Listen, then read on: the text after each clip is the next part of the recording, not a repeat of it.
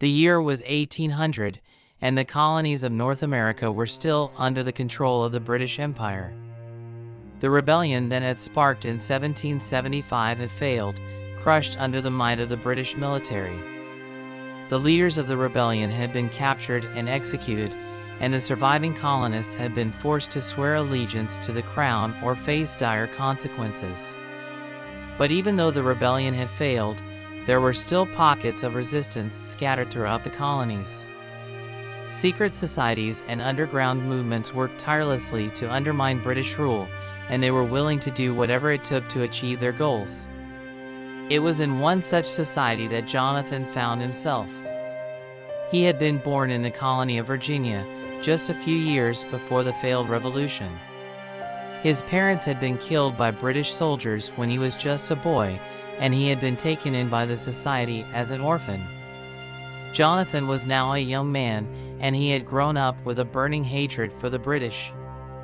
He had seen firsthand the cruelty and oppression of their rule, and he was determined to do everything in his power to fight against it.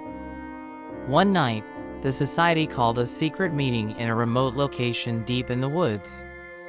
Johnathan made his way to the meeting place, his heart pounding with anticipation. He had heard rumors that the society had uncovered a powerful weapon that could turn the tide of the war and bring down the British once and for all. As he approached the meeting place, he could see that something was different. The air was thick with an eerie silence, and the woods were shrouded in an unnatural darkness. He hesitated for a moment, then pushed through the fear and made his way towards the clearing. What he saw there made his blood run cold. The members of the society were all gathered around a large stone altar, and in the center of the altar was a glowing crystal. The crystal pulsed with a sickly green light, and Johnathan could feel its power radiating through the air. One of the society's leaders stepped forward and addressed the group. "My friends," he said, his voice echoing through the woods, "we have discovered the source of the British power. This crystal is the key to their strength. If we destroy it, we can bring down their entire empire." Johnathan felt a surge of hope. This was it, he thought. This was the weapon they needed to win the war. But then, the leader continued. "But be warned. This crystal is protected by dark magic. It is guarded by a powerful demon, and any who try to destroy it will face a terrible fate." Johnathan hesitated for a moment, but then he stepped forward. He knew the risks, but he was willing to do whatever it took to achieve their goals. As he reached out to grab the crystal, he felt a sudden rush of cold air. The ground beneath him shook, and a deep, guttural voice filled his mind. "Foolish mortal," the voice boomed. "you think you can destroy me? You think you can take away the powers that I have granted to the British Empire? You are nothing but insects to me, and I will crush you like the vermin that you are." Johnathan tried to back away, but he was rooted to the spot.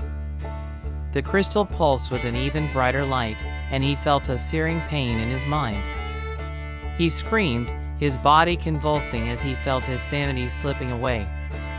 The other members of the society were too terrified to move, too afraid to face the demon that had been unleashed. Johnathan's mind was being consumed by the demon's power. He felt himself falling deeper into a dark abyss, unable to control his own thoughts. The demon had taken over his mind, and he was now its puppet. As he looked around, he saw that the other members of the society had all been reduced to mindless husks. They were now under the demon's control, and their sole purpose was to do its bidding. The demon had a plan. It would use the crystal to amplify its power, and then it would unleash its wrath on the entire British Empire. The colonies would be destroyed, and the demon would rule over the ashes. Johnathan could feel the demon's plan taking shape in his mind. He tried to fight it, to resist its control, but it was too powerful. He was trapped, a prisoner in his own body. The demon's power grew stronger with each passing moment. Johnathan could feel the crystal pulsing with an almost palpable energy, and he knew that it was only a matter of time before the demon would unleash its fury on the world. And then, suddenly, the crystal shattered. It exploded into 1,000,000 pieces, and the demon's power was dispersed. Johnathan felt his mind returning to him, and he realized that he was no longer under the demon's control. He looked around and saw that the other members of the society were all lying on the ground, unconscious. They had been freed from the demon's control, but Johnathan knew that they would never be the same. The demon was gone, but its presence still lingered in the air. Johnathan could feel a sense of unease growing within him, and he knew that something was not right. And then, he saw it. A dark figure was standing at the edge of the clearing, watching them.